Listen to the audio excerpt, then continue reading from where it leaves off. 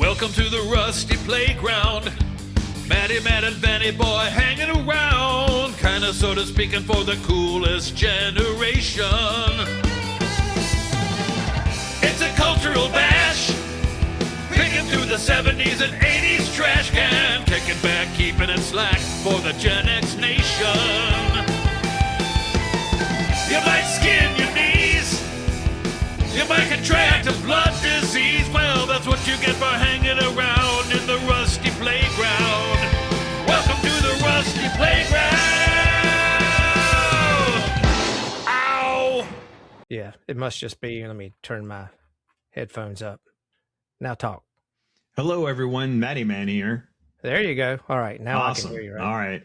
Yeah, we're just trying to get it all straight, people. So Yeah. you'll have to forgive us. We're rapidly approaching what we used to cuss boomers out for, so that's the way it is. Right. But we're not boomers. Actually, it'd be more like, hello, what is going on? Can you see me? Hello?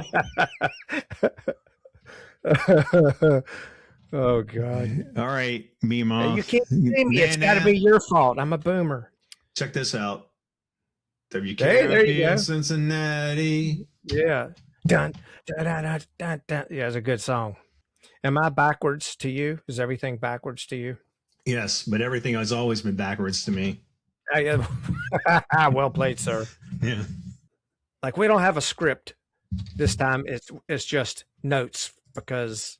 Yeah, exactly. You know. But I need to see those. Yeah. I mean, I was writing it like it was going to be a script with an intro, but then I said, you know what? We don't need that route. It inspired me though, because I was, we were talking about doing it, and then trying to figure out what time we would do it, and it switched a couple times. And then you showed me your notes, and I thought, wow, that looks like what I usually do, and I haven't done anything. So Matt's lapping me at this point. So well, but then once I got to like the second and third movie, the same energy was not quite there. Right. Because I was like, I spent it, and I just fall over. You just wanted to cuddle at that point. Exactly. I just was like, I just fell over the page like a lover, and that was it. Oh, terrible, jokey ideas. I love you so much. Yeah. Just want to be held. You got the bonus plan, sweetheart. And then at some point I laid back and I'm like, You okay over there? Uh-huh. That's such a sexy thought, isn't it? You just after you're done, you just roll over and you're like, ah, yeah, like Homer taking a dump. I'm done. Yeah. That's the part they don't show you, folks. Yeah. That's for all you 8-year-olds watching the Rusty Playground. That's what it's all about. That's what the brouhaha is all about. Yeah. That being said, as I've mentioned before, I'm going through my Jack Webb / Dragnet phase. And I mean, I've listened to a whole lot of detectives of old time radio kind of stuff, Richard Diamond, Hammond, and Philip Marlowe was my favorite. He's a badass. There's another one, Chandler, I think. Yeah. Raymond and Chandler. Sam Spade, of course. Yeah. And I've listened to all of those at this point. I can't find any new ones. Yours truly, Johnny Dollar. Yeah, that's right.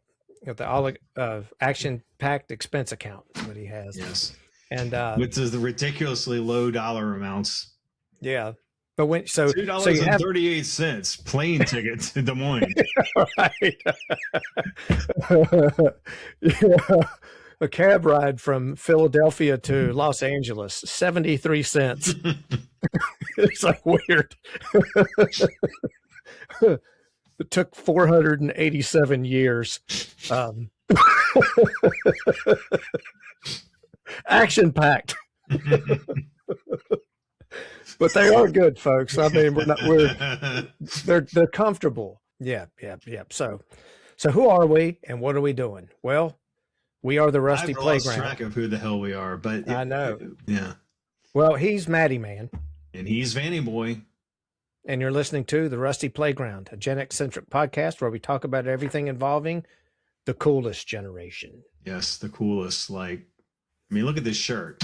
This was the coolest show back in the day. Oh, it was very We're cool. going to have to dedicate just to this one day. Yeah.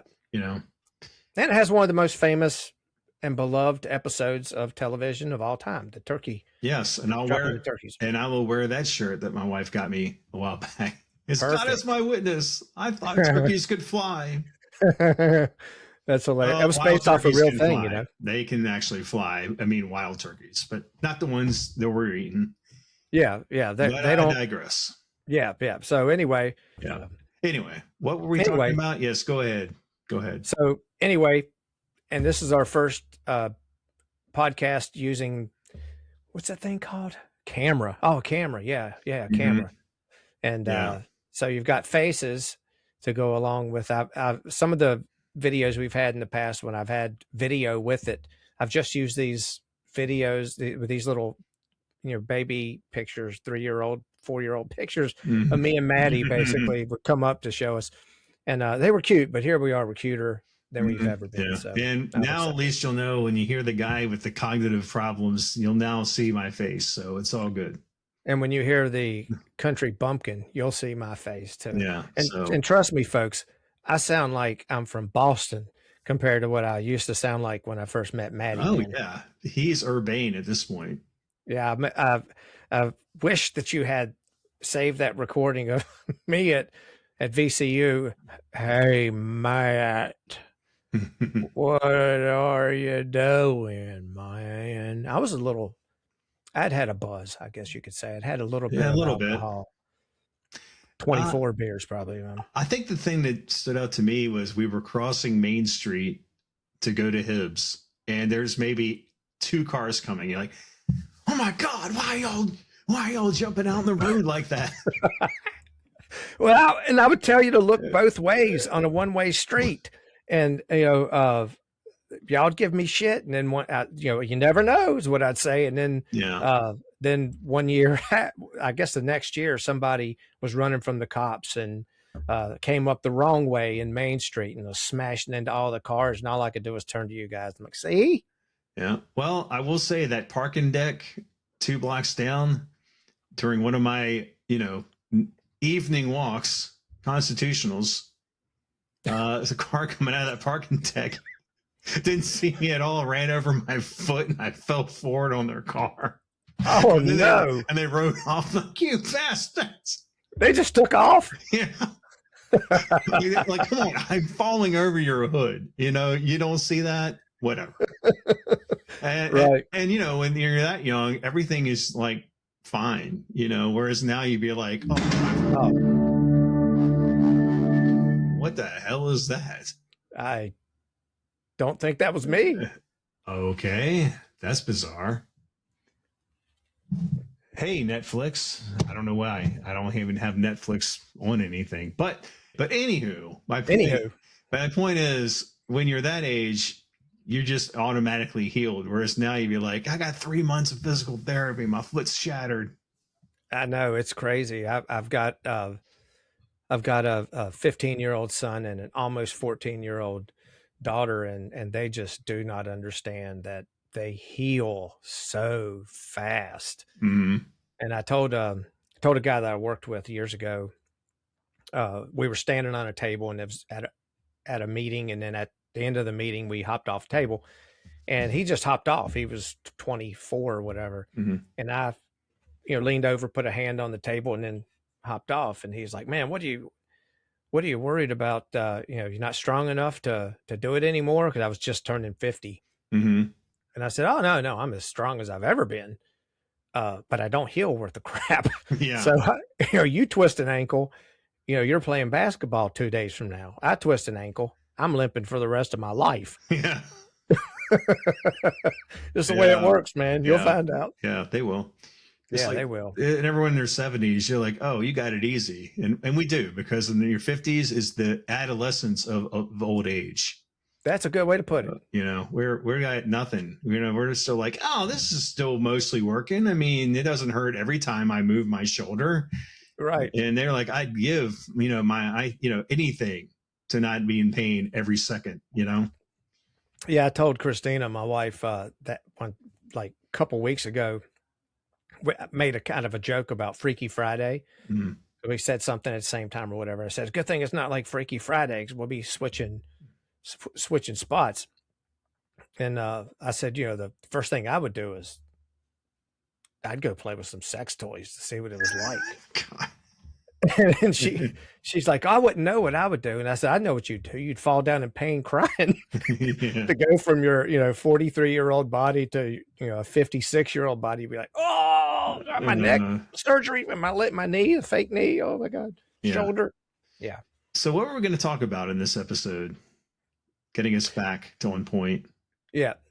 So Mattyman had an idea for a Christmas special, or a Christmas timely. I don't know if it'd be a special. Whenever you're listening to this, it may not be Christmas, but regardless, Mattyman had thought, hey, why don't we go and find movie? Everybody knows that Die Hard is a Christmas movie. Everybody knows, of course, you know, they watched The Christmas Story with Ralphie, A Christmas Carol, you know, with, you know, Scrooge. Well, yeah, those are obviously directly overt Christmas movies. And then Die Hard somehow was brought into the canon just because it takes place at Christmas, which. But I mean, that's I accept it. Yeah, you know, I don't want to argue with people. I'm not going on that anymore because it's a lost battle. So. Yes, people want it to be, therefore it is, and it really doesn't matter. But let's put it this way: if they're going to do that, I thought, what movies might we apply the same logic to and say that could be a Christmas movie? And sure, if you've done any Googling, and I know you did and I did, there are plenty of 80s movies where they are also considered Christmas movies, such as Gremlins. What is the one? Trading Places. Those are two biggies. I didn't even think about that. Yeah. I didn't look anything up, by the way. So. Oh, okay. Well, just because I wanted to make sure I wasn't, mining, something that was very much covered. I didn't want to do that. But yeah, so there's plenty of those. But then I thought, well, there's got to be others. I mean, it's pretty scattershot what they're allowing at this point to be considered a Christmas movie. So yeah, I can read off what my criteria that I put together as far as what I consider, like, it's got to have one of these points. All right, you do that, and then I'll tell you sort of where I'm coming from. Okay, sure. So we have, I guess the first thing I came up with was the setting takes place at Christmas in preferably snowy weather, because that's a given. If it's Christmas, it's got to have snow. Mm-hmm. You have your soundtrack, which contains Christmas music, or at least some part of Christmas music, like sleigh bells, tubular bells, vocal choirs, church bells. It's got to have bells in it. Right. Then you got so AC/DC. Yeah, exactly. So you've got your cast, which involves the actual appearance of some variant of Santa Claus, Mrs. Claus, or an elf. It'd be preferable if you have any of them in that movie. And keep in mind, none of this has to be like you have to meet all of these. You have to just meet a couple of them. So and how close do you have to be to actually having these things in it for you to have counted it? Well, that's what makes it entertaining, right? Yeah. But let me get to number 4, costumes. So I didn't get to do mine. We'll swap back and forth. How about okay, that? Sure. Yeah, Why not? Yeah. And for me, well, I'm keeping the reason for the season, baby. So mine isn't as much about Christmas as it is sort of resembling in some sort of way of Christianity, Jesus, or something along those lines. You'll see when I get to it. Mm-hmm. But so less to do with guy walks by with a Santa Claus hat in one scene of a movie that takes place on the planet Gleek Glop, and more to do with symbolism. You'll see. Mm-hmm. So hit me with your best shot, man. All right. Man. So then I had something about costumes, which is once again more of the material. What am I trying to say? Commercialism. Commercialism, yes. So you could have any appearance of Christmas apparel, most notably the Santa hat. It could be a Christmas sweater or a sexy cleavage revealing blouse. The possibilities are as endless as your lack of imagination. And the farther from it, the better, the funnier. Yes. So which one you've got? So I have 3, and you have how many? I got 3 more. But right, you throw one out, and then I'll throw a couple, and then you get some, and then I'll hit my last one. Okay. So the way I'd set mine up is I'll tell you the movie, I'll tell you the breakdown of what actually the movie's about, and then why it's a Christmas / Christian story, and I'll give you a few elements of it, and we'll take it from there. So my first one is E.T., the extraterrestrial. Kind of a big deal. Yeah. Of a movie back in the day, 1982. That's when Christina was born. So we used to say it's one of the best years for movies, period. And we have a whole podcast episode about it, about the movies of 1982. And it is really, they are great. But so E.T., the real breakdown of E.T. is during a scouting mission, an alien gets left behind. They call him E.T. for extraterrestrial by the boy who finds him, Elliot. A telepathic bond grows between the two. Elliot enlists help from his friends, his brother and his sister, to keep E.T. from the hands of government scientists who would absolutely experiment on him, for sure. E.T. and Elliot are sickened by this telepathic link. It's never clear if Elliot is sickened by E.T. or if E.T. is sickened by Elliot, but they both get sick, very sick. I interpreted that as being E.T. was eventually getting sick from the environment here. Like he wasn't supposed to be here, but a certain amount of time. Yeah. That's why they all jumped in the ship and got the hell out of there. Oh, that makes it even more of a Christ analog. There you go. Yes. Yeah.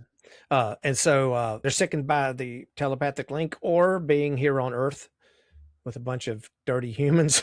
And E.T. appears to sever the link in time to save Elliot, allowing himself to die rather than taking Elliot with him. And this is the story part. This isn't even the, you're probably hearing things now.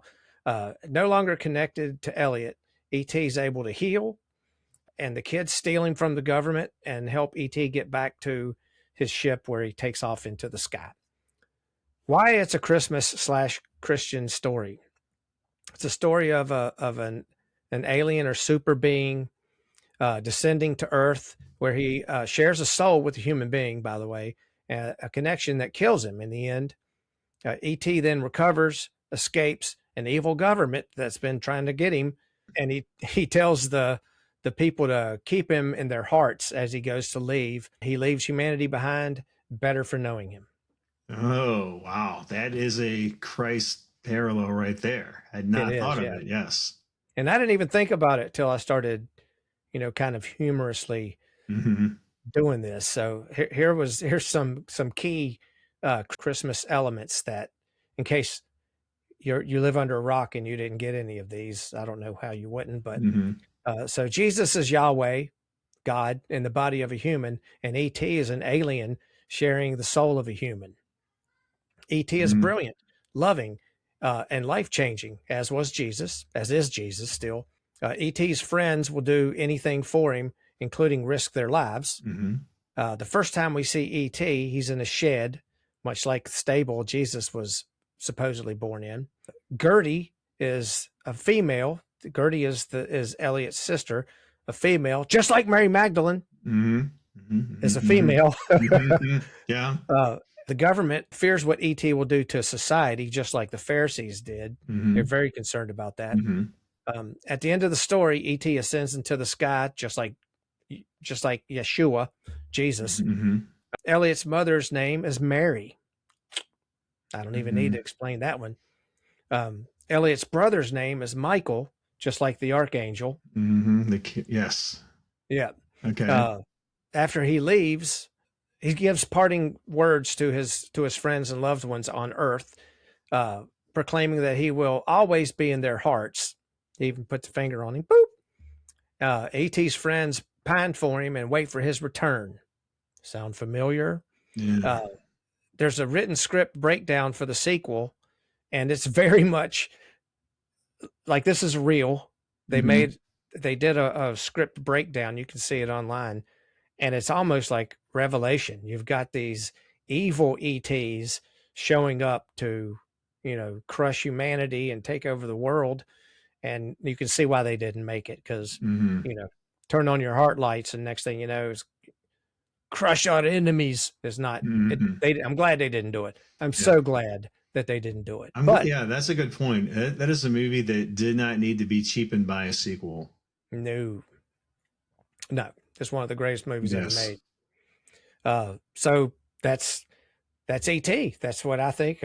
Now should be a standard for every Christmas. Christian family should watch it and certainly buy into it 100%, because everything I said was true. Well, we can also look at it in terms of it sets a good tone because it shows this family bringing him in. Yeah. There's a generosity there that we tend to think that that's part of the Christmas spirit as well. Yeah, that's true. Yep. So, all right. Well, that's a good one. I did not think of that. All right, cool. Now give me yours. Okay. Well, my first one. Oh, let me finish with my points first. Oh, sorry. Because I didn't interrupt you. Sorry. I need these points because I trust me, I really need these points. I get you. If I'm going to get this first one across.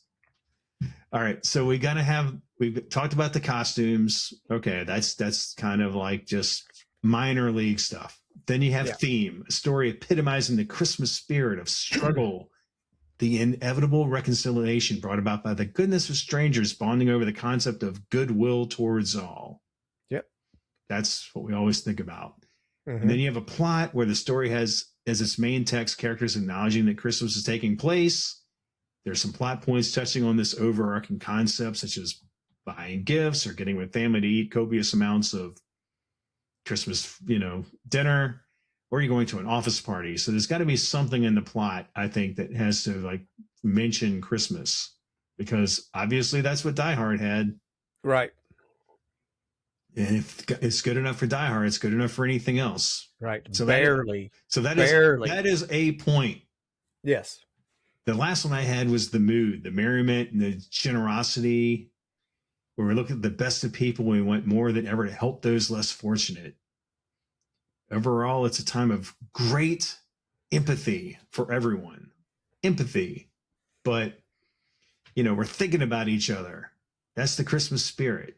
So with that in mind, I decided to, let's not bash Gremlins. I won't go there. So I decided to go with the 1982 John Carpenter remake of The Thing from Another World, an adaptation of the 1938 novella Who Goes There by John W. Campbell, known simply as The Thing. That warms my heart, man. Yeah. The Thing. How in the hell can The Thing be a Christmas movie? Well, you'll have to expand your minds on this one, not unlike Windows Cranium during the blood test scene. But I guess I'll do a brief recap here. Brief recap. It's Antarctica, early 80s, research lab. I don't know what they're actually doing there. That's not really explained, but there's a geologist and some other scientists along with people who are just the support crew. And the very first thing they encounter in this movie is the Norwegian helicopter from their base coming there, chasing after one of the dogs, and they're trying to shoot it. And they're like, that's messed up. That's all kinds of messed up. They're shooting at this dog. What is going on? Are they lost their minds? So you're saying that someone from Norway is flying through the air.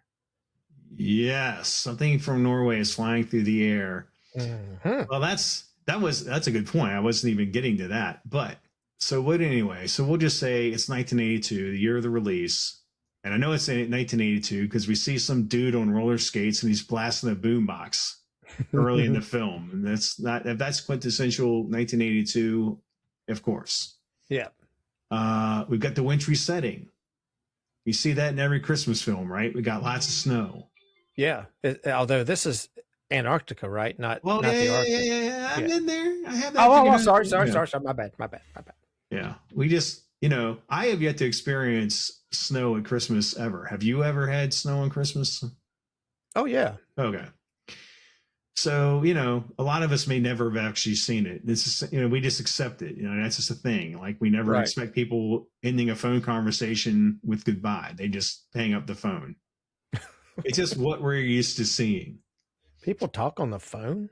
Okay. Well, whatever. yeah, it was 1980 something. When people Okay. did Yeah. that. Yeah.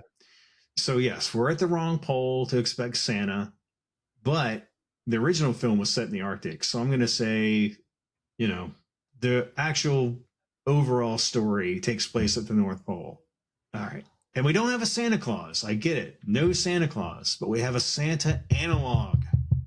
One of the actors in this movie is Wilford Brimley. Now, kids, you probably don't know anything about Wilford Brimley, but They do. Diabetes. They know that's that all one. they know. They know about diabetes. They don't know anything else about him. They just know him as being the big burly guy with the big mustache, and he's like, it's the right thing to do to eat Quaker oatmeal to appease your diabetes. And He was 43 years old and he looked 78. yeah, he did. But he's a burly guy, so you figure he's kind of the Santa analog here. He's burly. He wears glasses. Is he outwardly concerned about the welfare of everyone around him? Yes, he's got that. In later years, he has the bushy mustache, so that's what we already think he's got. Yeah, he looks weird in this without his mustache because I thought this is the only movie he ever had. I think he didn't have a mustache. And also, he doesn't have silver hair. Right.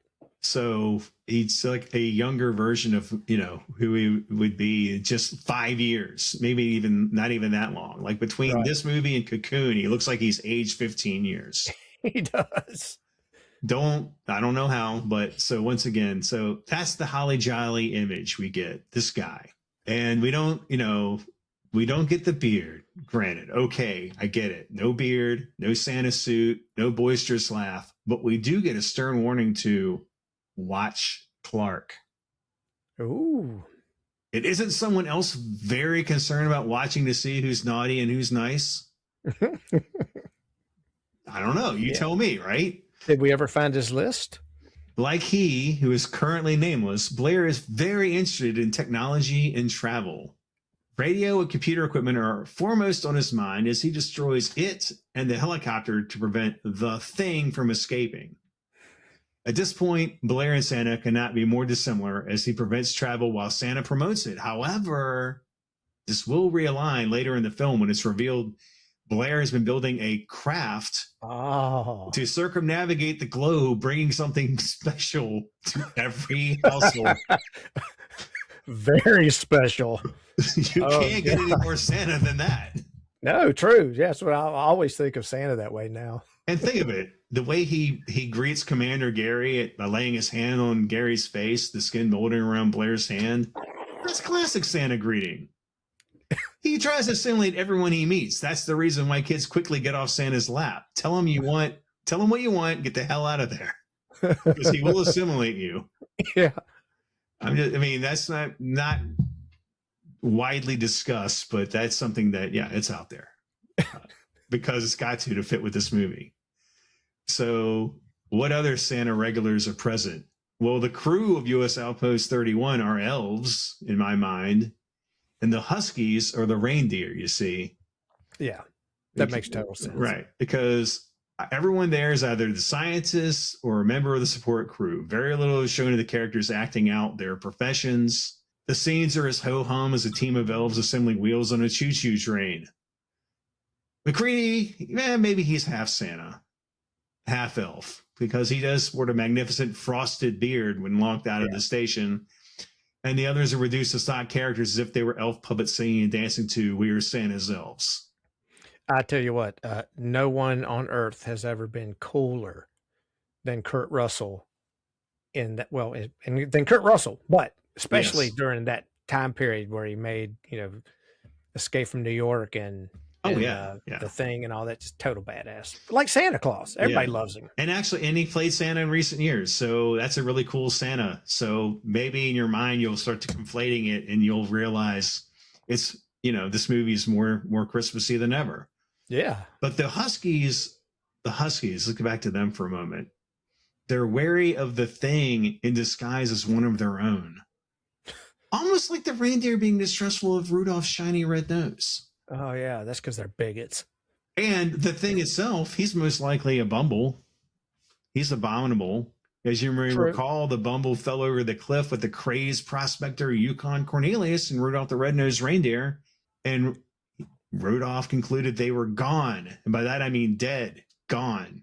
But in the final act, Yukon and Bumble turn out to be alive as Bumbles bounce. Bumbles bounce. If Bumbles bounce, surviving virtually any harmful encounter, might we also surmise that this alien thing in its own way bounces back?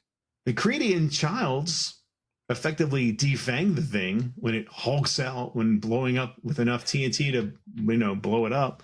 Yeah. We don't get a cute scene where the thing figuratively puts the star on the Christmas tree. But can we be sure it's dead this time? There's more than one theory claiming that either McCready or Childs has been assimilated, so perhaps it will once again bounce back. And the scene of them sharing a bottle of J&B Scotch whiskey against a roaring fire is as Christmas as it gets. So that's it. So there you go. The thing sold thematically has got some Christmas elements going on. Certainly everybody's worried about everybody else, maybe not for the right reasons. Yes, but they're definitely thinking about everyone there. Yeah, it's not a Christmassy, I hope they're having a nice life. It's a less Christmassy, I'm going to kill them before they kill me, because I don't trust anybody. Yeah. Anybody could be a monster. Yes. The empathy being, man, that guy's probably a monster. Yeah. Well, hey, the Thing, not a human. Santa, also not a human. He's an elf, remember? Oh, yeah. So he's a jolly elf. So I figure there's all of that going about. And sure, there's lots of things like, I don't know, blood and guts, the Norwegian copter crashing, and the violence and the despair. But you got to have this devastating second act to get to the resolution in the final act. Right. It's like in Rudolph, they had it where, in Rudolph, they had like you said, the Bumble falls with Yukon. We don't care about the Bumble. We care about Yukon. And then, at the end, Christmas has to be saved by Rudolph. So you have that storm blowing in. Yes. And and I just think about the fact that you can't get Bing Crosby. He's already dead. So you couldn't bring him into this. I'm sure John Carpenter already dead at that point.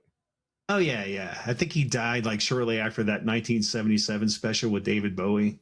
Oh yeah, that's true. Yeah. But so Carpenter couldn't bring him back even if he wanted to. Wouldn't have that made a movie? But no, we don't get that. Then he probably would have brought Bowie in too if he could have brought Bing. Oh yeah. Yeah. Anyway, he absolutely would have brought Bowie in. Yeah. So that's my first one. I just want to say there's some things in there that you could consider Christmas because once again, people have been including Die Hard for the last 15 years. So yeah. Right. I'm sold. I mean, I'm totally buy it. Yeah. I mean, you just gotta like back away from, the blood test where some small little part of the thing jumps out of the petri dish and the guy tied up is gonna obviously his card has been revealed and now he's, jumping out. And, then the flamethrowers and then the head comes off and then it's upside down and it sprouts out the legs and tries to walk away. And they're like, are you kidding me? And they do the flamethrower and kill it. But aside from that shit, I highly recommend watching this at Christmas time just to, take in the atmosphere at least. And like I say, and they're drinking the whiskey with the fire in the background. That's toasty. And much like the flames that engulf the screaming alien that's trying to morph into anything that could keep it alive, its heart is really warm. Indeed. And I'm just going to leave it at that. And Dan, what have you got? Okay. That was perfect. That was absolutely perfect. I'm forever going to see The Thing whenever it's like ripping apart and it comes down off the roof and it has the head and picks him up and is electric. I'm just going to be thinking about, this is like the baby Jesus. Yeah. makes me think about it. Yeah, it's just everybody is so like in it for each other, you know. It's just the warmth time, you know, of kith and kin.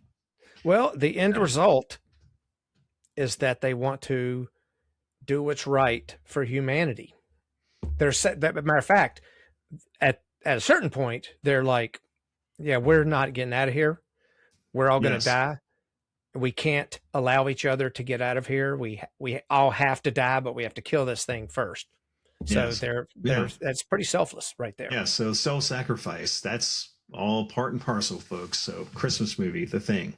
Yes. Some of us, decide to only get 2 video games a year and use that extra money to buy something nice for their kid or maybe a neighbor or something. And some of us are willing to burn an alien alive as it screams while we decide that we're going to, die in the freezing cold because we don't want everybody else to die. It's the Christmas spirit, man. Yes, it is. You found it. Well, somebody had to. You're the only one that did, I'm sure. I made this assignment, and I think with that one in mind. So you stuck the landing. That was, yeah. So back to me. Yours obviously just totally reeks of the Christmas spirit and, Christmas as a holiday itself. Fantastic. And mine, I'm going to go back to, like I said, the reason for the season to keep it more in line with Jesus. My next one is They Live. Oh, perfect. I was hoping you were going to do that one. Yeah. So for the uninitiated, John Carpenter theme going too, folks. Right. Yeah. Right. Yeah. Another John Carpenter movie. For the uninitiated, I have no idea what you've certainly heard the line from this. No doubt you've heard it everywhere, but the movie They Live, the real breakdown is a man named John Nada, played by Roddy Piper in one of the greatest roles in the history of cinema. He gets the Roddy Piper the hell out of this role. He played John Nada is a man down on his luck. Matter of fact, many people in that timeline are really down on their luck. Everyday people, they just can't seem to understand why the rich are getting richer and the poor are getting poorer, and the rich are getting more power and the poor are getting less power. And John Nada's like everybody else trying to scrape by. He's staying at a homeless camp. He's a construction worker. And when he's at the homeless camp, he witnesses an underground organization being taken away by the government. They're like, they're sweeping in. Curious, Nada Piper explores the building and discovers a pair of sunglasses. Upon putting the sunglasses on, Nada discovers that humanity is being controlled by subliminal messaging. So gaining the aid of a friend played by Keith David, who also was in The Thing. He played Childs, who's really, I would guess, would be probably the number 2 on the list, right? Because he's the other survivor of that. And he is brilliant. He's a brilliant actor. He's been in a couple things that Carpenter's done, but he was also in Something About Mary. He plays the stepdad of Mary. So anyway, Roddy Piper meets up with Keith David, and then he ends up forcing him to look through these glasses in what is one of the most iconic fight scenes. Like 10 minutes, it just goes on and on and on and it's on. Brilliant. But it's great because Piper did the whole thing out, and that fight in itself tells a great story from beginning to end. And Piper makes him put the glasses on. And when he does, he can see all the subliminal stuff. And then from then on, they try to figure out together what the hell's happening. Who are these people? Are they people? And all that. Of course, the line I was mentioning is when Roddy Piper walks into the bank with a shotgun and he has the glasses on and he sees that the bank is filled with these aliens that he can see with the glasses. And he says, I've come here to chew bubblegum and to kick ass, and I'm all out of bubblegum. That is brilliant. Who came up with that? Roddy Piper. Oh, he wrote that. Yeah, he had a whole book.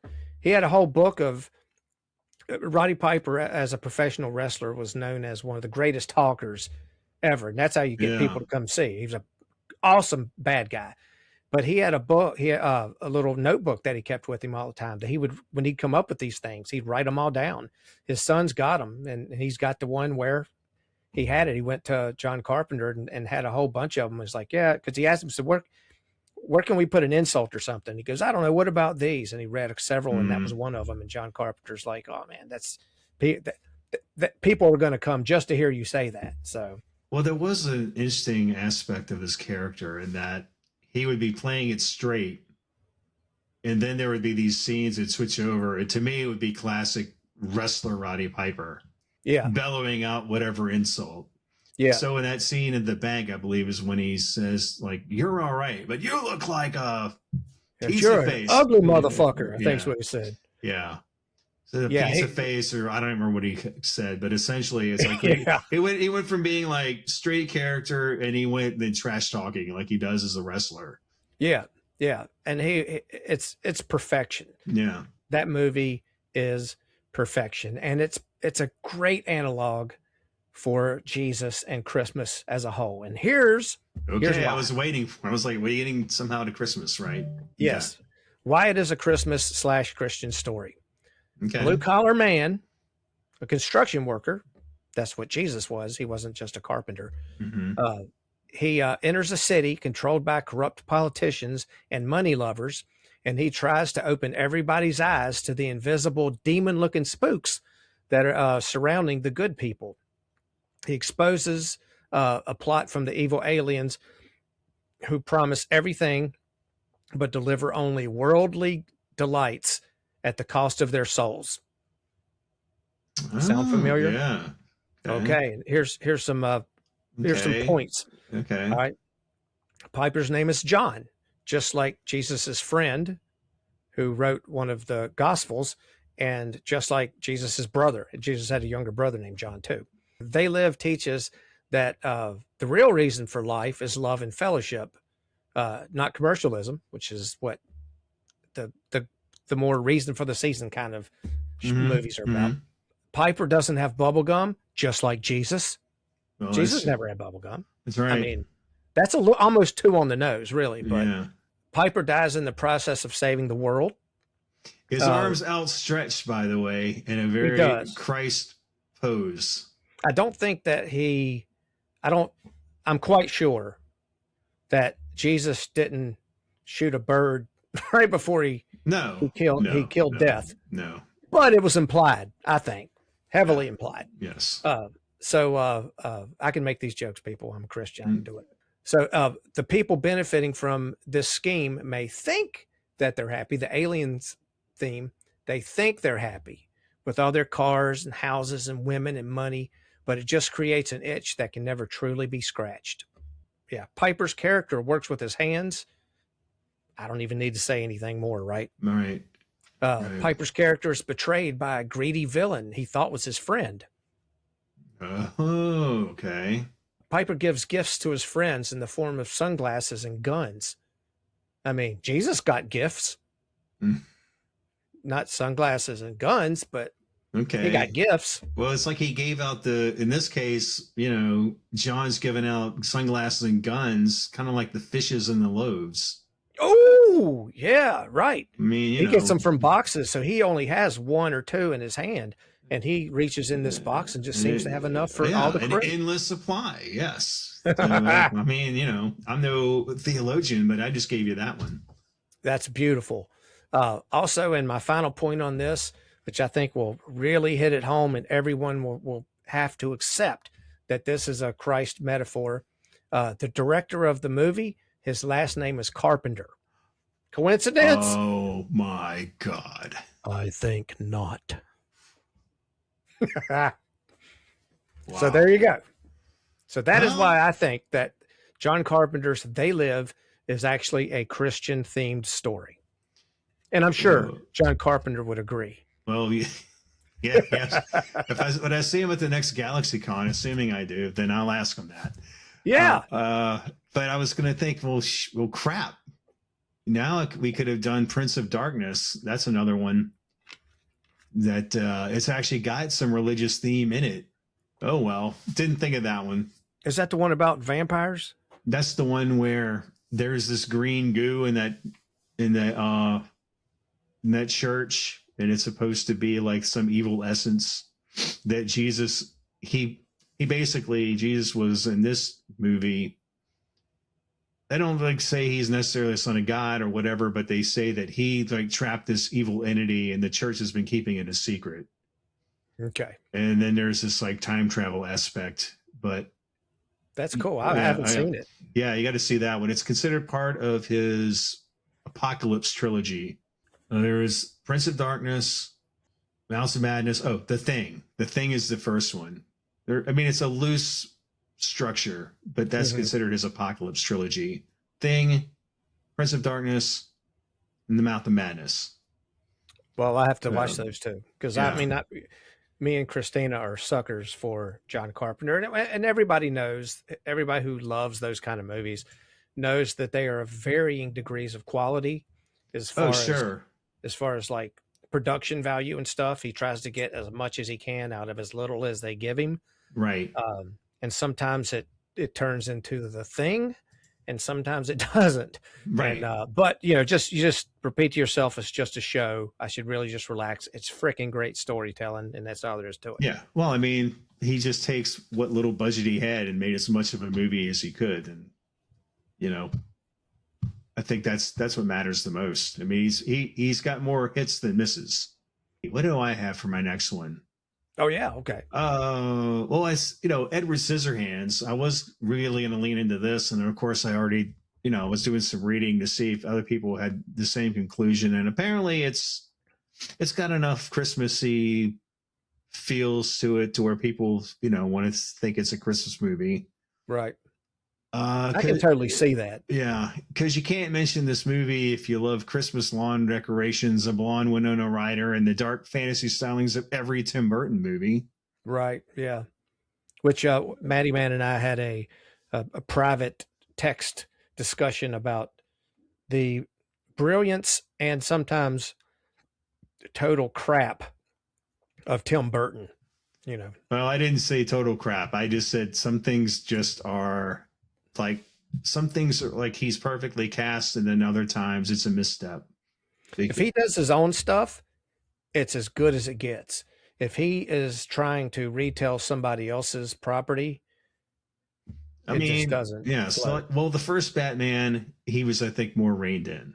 That's my theory. And so he had to keep more of some trapping of Batman himself, but many people argue it's the best interpretation of Batman in all the films, which some aspects I totally think so. I think its impact was that it took Batman out of the bam, pop, zap kind of thing that later it went back into. Yeah, but I do feel like, the third and fourth of the movies back in the 90s, they totally shit on it. But the reason the first one worked was because he could bring out his own sense of the world and what Gotham City looks like, and kind of do a mishmash of decades and styles and make what looks pretty much like a Tim Burton style movie. It feels like it could be next door to Beetlejuice, maybe a more toned down, but still like that same aesthetic was there. Yeah. But by the time that Batman Returns movie was out, and I think they gave him more leeway because the first one was obviously huge. Like, huge doesn't even do it justice. Right. With the merchandising alone probably made what, $1 billion adjusted for today's money. Yeah. Yeah, I would think so. Yeah. So once that second movie came around, I think his aesthetic really kicked in, and it became less and less about anything in the comics and more just how he wanted to run it, his vision. Yeah. And that was what kind of killed it. It was just too dark. But Edward Scissorhands, on the other hand, was a perfect balance between light and dark. Yeah.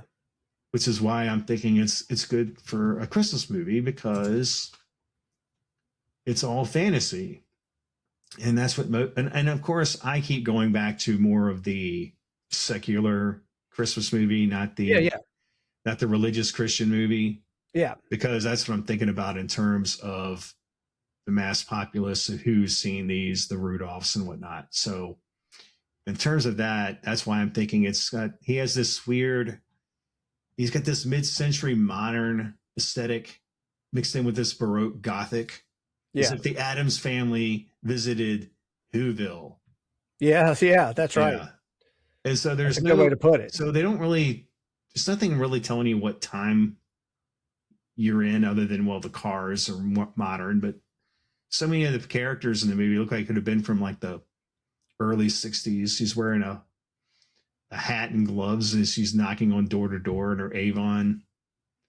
Most of the cars are from like the early 60s. Yeah, it's just 60s. So right? Yeah, but on the other hand, then you see some other characters and they did not look like they were from the 60s. So yeah, like Anthony Michael Hall. Yes. So I think that just made it played more into the fantasy aspect. We get Vincent Price. We get that one last unnerving, if not menacing, performance as the inventor of young Edward. Yeah. Johnny Depp was totally in his prime. He was totally, in his game when he played this part. Like maybe this is one of the first things where people really started to take notice of him. Yeah, I think so. And that kind of spurred him into doing that. It's basically the same thing over and over again. But yeah, he was, he's good looking, right? He's really good looking. And he was willing to put himself really out there as far as allowing his looks to be messed up and his hair and his makeup and all that stuff. Oh, sure. That freed him into being able to be Edward Scissorhands. It's perfect. Yeah. So, you're getting all these great moments in the movie, but once again, where's the Christmas? Right. Well, the inventor is sort of like Santa. Oh. And he's bringing him that last gift of his hands and most of the forearms. I don't know why they were left off of the last. I never understood that. Unless maybe the creator had some kind of kink, but that'd be another movie. Count on it. That would not be a PG-13 even, Right. We won't go down that route. I will say there was a porn at the time called Edward Penis Hands. Oh, God. Oh, the originality of that. Yeah. But that's nothing that I ever saw. I have no idea how that was interpreted. Well, they also had a porn called Driving Miss Daisy Crazy. Thought that was pretty funny. Yeah. I haven't seen it, but I've heard that Morgan Freeman was really good in it. So Jessica Tandy was a free and open lover. Yeah. That was one of the breakout moments for her, the renaissance of her in acting. She came back from that one, and they were like, man, she will literally do anything. But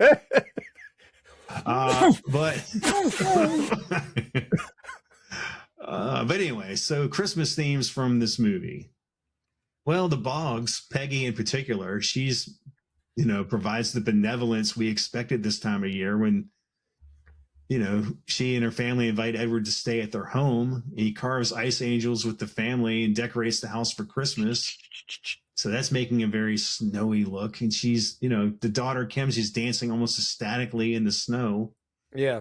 The music, the lighting, the choreography scream Christmas, Christmas, Christmas, Christmas glory.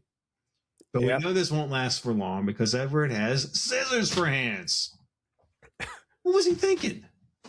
You give him hands before you give him other parts. You know what I'm saying? Right. They're one of the most important parts of the human body. I mean, it separates us from apes. Yeah. You give him like 3/4 of his legs or half a femur, or 3/8 of an earlobe. I mean, something, but that you skip on that. Oh, well. 3/8 of an earlobe. Yeah. Something. It's a great fantasy, but I think I will believe all of it before except Edward would get hands last, as if you had leftover pieces from an IKEA desk assembly undertaken during a binger. Perhaps the theme is that we all do with what we have, and it's okay so long as we have the warmth of kith and kin. I'm saying that again, yes, because I'm thinking of Christmas Vacation. Yeah. Maybe we all have been in Edward Scissorhands' shoes once in our lives, and the empathy is key to brotherly love. Maybe we must overlook the shortcomings of others if we're to truly embrace the spirit of Christmas. Or perhaps like what happens occasionally or accidentally to Kim, We are figuratively slicing the figurative arm by figurative scissor hands when figuratively trying to accomplish something beyond the mundane. This should give us pause. Does Edward create these ice sculptures or shrubbery art because he dares to dream big? Or is he simply under compulsion? And what does this have to do with Christmas? The family that dreams of great bargains on Black Friday may be Edwards in their own right, not so much convinced they'll find what they think they'll receive, but more willing to partake in the journey. Or simply shopaholics looking for another flat TV fix. In short, you get lots of spirit and few of the trappings of Christmas. But it didn't hurt that this movie came out during Christmas. You'd probably find Christmas themes. You'd probably find Christmas themes at a Guar show at this time of year. Right. Maybe even an elf mauled to death on stage. But I digress. Well, I mean, I'm sold. Yeah. So what you actually? got? I never thought. I never thought, Matty Man. I don't even know why. I'm sure because I saw it at the theater, but I don't remember that it was Christmas time. I do remember that it had a Christmas feel to it as far as aesthetically and when Edward's cutting the ice. Yeah, and he's holding and he's just the Christmas lights. They're stringing up Christmas lights, so obviously it's taking place during Christmas. And let's face it, that's all you need, right? Taking place during Christmas. I don't know. Yeah, and wino for life. So yeah. So what you got for a third one? Anything? Yes. Oh yeah. My final one that I'm throwing out there that is a Christianity themed. Maddie was the secular one, and I'm more the going towards the religious telling that they weren't quite so overt. Although this movie is pretty overt actually, and now that I think about it, it's my second Steven Spielberg movie of this list, and it is Raiders of the Lost Ark. Ooh. Do tell. Yes, I will. So I know there's Old Testament in there, but so I don't know how that works with Christmas because it's the sequel to the book that gives us Christianity. But yeah, you've got it. I know you've got something for me here. Yes. So for the one person on planet Earth who doesn't know what Raiders of the Lost Ark is, and I pity you if you don't, go watch it. Turn this off. Don't ever watch this again. Go watch that every day of the week. Watch the first one, then the third one, then go back to the second one. In my opinion, I just think the first and third are like much better than the second. I agree. I like them. I love them all, but you're right. As far as a cohesive story, the first one and the third one, they really run together as opposed to the Temple of Doom, which is a prequel to Raiders of the Lost Ark. It's like several years before. Okay. So, yeah. Even though they made it afterwards, it's a prequel as far as the timeline goes. So Raiders of the Lost Ark, the real breakdown of what the movie actually is archaeologist professor Indiana Jones is tasked by the government to find the Ark of the Covenant, which is said to house some of God's power. Find it before the Nazis do, for obvious reasons. His adventure takes him all around the world, meeting up with old friends and an old girlfriend, where they race against time and an old foe to keep Hitler from getting his hands on a very powerful weapon. That's the breakdown of the real whole thing. That's the thing. Why it is a Christmas/Christian story. A brilliant man who works with his hands willingly has a life-threatening adventure against evil to protect the world from the misuse of God's power. That's why. For anybody who doesn't know what the Ark of the Covenant is, we'll just watch it kind of explain it to you. But basically, that's what Moses had. God told him how to build this thing, and they would use it, and they'd go around, and it had power that would help them wipe out armies, basically. So Hitler, of course, was into the occult, and he wanted to find anything. If it was even remotely true, he was willing to go give it a shot. This has one of the greatest endings in the history of. It's the greatest movie of all time, in my opinion. But outside of my opinion, it has one of the greatest endings of all time. I think that's pretty objective. So that's why I said that it's a Christian story, even though yes, it's the Old Testament, but to Christians, the Old Testament, it prophesizes and points to Jesus, which is where the New Testament comes from. So the first time we see Indy, he's trying to get gold. The next time we see him, he's with the sweet-smelling Marion, his girlfriend. And the last time we see him, he's with a bunch of dead men. And that's what the three gifts that were given to Jesus, frankincense, gold, and myrrh, that's what they represent, is those things. Okay.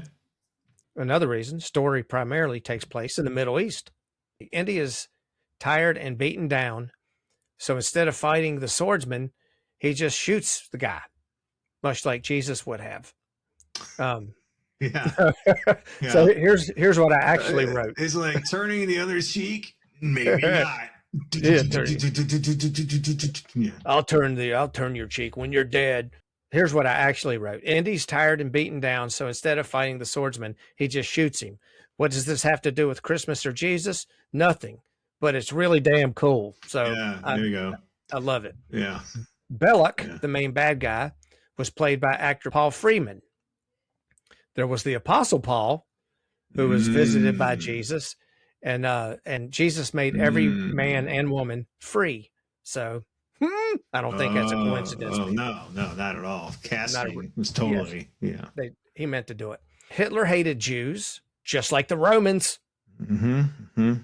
So that's the tie-in. They were the only two groups that disliked Jews, Romans and Hitler. Yeah, right. But no one else ever. No one else outside of that. Near the beginning of the movie, Indy is visited by three wise men who help him set off his adventure. That's Major Eaton, Colonel Musgrove, and of course Marcus Brody, his boss. That's where they come in and tell him about Hitler looking for they're the wise men. They're the three wise men. Yes. Well, I mean, one's a major, one's a colonel, and one's a professor. So I consider them pretty wise. Well, at least one of them. Well, there's military intelligence too, so they're intelligent. So there we go. We're just going to go there. I know. Not a dumb joke. Sorry. That's all right. It's all right. Indiana Jones is afraid of snakes. The devil is a snake, and while Jesus doesn't fear the devil, he takes on that snake for us. So that's the tie-in there. Raiders is deep in the Judeo-Christian faith. Of course it is. At the end, Indy proves that Yahweh, God, is real, but the government shuts it up, just like the real story of Jesus. The Ark of the Covenant housed the Spirit of the Lord, just like Jesus. So this is 100% unmistakably, with no reach, a Christian movie. It should be shown in churches. Oh, well, particularly the part where the Nazis' faces are melting and their heads are exploding. That's God's wrath. And so why they not? Screwed up. Yeah. All right. Exactly. They messed with things they shouldn't have messed with. Yes. They were not playing God. They were trying to use the power of God. Yeah. Okay. They thought they could control God's power, and that's laughable. Yes. Yes. They paid for it. I hope that they never go back and do what they did with Star Wars and try to, we can make these scenes better. I don't want that to happen. No. So these movies, these 6 movies, I think Mattyman and Vannyboy. Hey, I'm not done. I'm not you done. Got another one? Yeah, I did 2. I get a third, right? Anyway, I thought you did 3. My bad. Go ahead, Matty. No. Yep. The Thing and Edward Scissorhands. Oh, okay. So my third nominee is 1982's The Toy, starring Richard Pryor and Jackie Gleason. Oh, I'm going to see how this one turns out. Yeah. I mean, who doesn't love toys? Even when it's a wealthy white man buying a black man to be used as a toy for his spoiled whiter than white son. Yes. Yeah, I'm not doing this. I'm not doing that. I was just yucking you. No, I'm not doing that one. Okay. That movie when I was a kid. I haven't seen it in a long time. But no, we're not doing that. And then I was going to tout When Harry Met Sally as a good contender. Mm-hmm. And then I was thinking about that whole over-the-top performance of an over-the-top recreation of an orgasm. And I'm like, I got nothing. I mean, there's a Christmas party in there somewhere. And then I was like, hey, how about 1990s Total Recall? Could that be argued as a Christmas flick? Ooh. Where dreams come true. Literally. Yeah. Schwarzenegger's Douglas Quaid is a construction worker who gets the present of a lifetime, real or otherwise, when he pays a visit to Recall to get an implanted false memory as a secret agent on Mars, like you normally do when you have dreams of being on Mars. Yes. And he, like Hermie and Rudolph the Red-Nosed Reindeer, can finally be that dentist he's always dreamed of being. the bulging of Quaid's eyes as he's thrust into the deadly Mars atmosphere towards the end of the film most certainly is an allusion to the description of Santa's jolly old elf persona in 'Twas the Night Before Christmas, albeit with the world's, Mars or Earth, you decide, most debilitating case of glaucoma. As for the terraforming of Mars, redolent with blue skies, one can only interpret this to be the literal heaven on earth that comes with the magic of Christmas. And that's kind of where I like petered off. I'm like, I got nothing. Well, Mars is red, Yeah, just Mars like is Santa's red. suit. Yeah. Mm-hmm. Mm-hmm. Okay, yeah, okay, yeah. Of course, the lack of as much gravity as what you have on Earth allows people to soar through the air more. Mm-hmm. Mm-hmm. Yeah, I can see that. Yeah. Much like reindeer, that one woman had more than 2 breasts. Oh, yes. Yeah, that's a good point. And then there were all these little mutant characters and stuff, and they're kind of like elfin, I think. Including, and when like the one where like in his belly is distends and there's a guy inside, that's like an elf. Yeah. You know? Yep. I mean, because we want to believe that it's about Christmas, because that's all you need. You just think it is, and it is, right? It's like a brother or a son or something that's mutated inside of him, much like cancer, which is the gift that keeps on giving. So that's how much more Christmassy could you possibly get? Exactly. It's more giving than a Jelly of the Month Club. Yes, and also watching. I think it was absolutely perfect. The combination of Arnie at his absolute peak, the way the story was told with the budget that it was given, and the special effects that they had, which were almost all practical or in camera. Yeah. I mean, it's like The Thing, right? You could go and do 3D, CGI, everything, make it look indistinguishable from reality, but it loses what makes it great. So anything outside of just any Arnold Schwarzenegger movie, period. Yeah. What one of the biggest things that makes those movies great is Arnold Schwarzenegger. Yes. Exactly. You don't need to make something else. You're never going to get somebody to replace him. It's like Harrison Ford. He does not do another Indiana Jones anything, even with old Harrison Ford. Mm-hmm. The best way to see or to experience Indiana Jones is in the video game format that Bethesda came out with last year. I think it was the Indiana Jones and the Great Circle. They had a voice actor, arguably the greatest voice actor in video games, play Indiana Jones. And you could, Troy Baker is his name, you could not tell at all. Excellent. So play it if you're ever able to. Definitely play that game. You would love it. Don't read anything on it. Just play it. What platform is that on? Xbox or PC or it's PlayStation. Multiple formats. Okay. Yeah. Well, you can play it on anything. Okay. Yeah. Good to know. It's great. It's great. It's a lot of fun. Great story. It's as if it were a movie, it would have been better than Temple of Doom, probably. Which I like Temple of Doom. Mm-hmm. So, but it definitely has it's more in line with Raiders, that notorious Christian story, and Last Crusade. That's great, really. Anybody who hasn't played it, play it. And if you have played it, play it again. Yes, I think I'm going to have to just stop playing Yours Revenge and maybe get into some newer games. Yeah, maybe. I saw an ad actually with that. We were watching commercials that had famous actors in them before they were famous. It was just a thing on YouTube we were watching, and they had a commercial for Yar's Revenge, and I was like, hey, me and Maddie, we're talking about that. Maddie's family, they were totally eat up with that. Oh yeah, my mom was a total addict on that game, as were we. We broke all those damn controllers. We had to keep getting replacements. We were playing so much. Hilarious. Yeah. So anything else we want to throw at the wall, see if it sticks? Well, we were just having fun with this one, obviously, folks, but we'd like to hear if you have anything that you consider a Christmas movie or a Christian movie that is clearly not a Christian or Christmas movie, much like we just did, go online, go to any of our many social media platforms, of which there's 2. Yeah, right? there's 2. Yeah, there's. You can listen to all of our episodes on Spotify by searching The Rusty Playground. Reach out to us on Twitter/X, or we are at Rusty Playpod, or TikTok.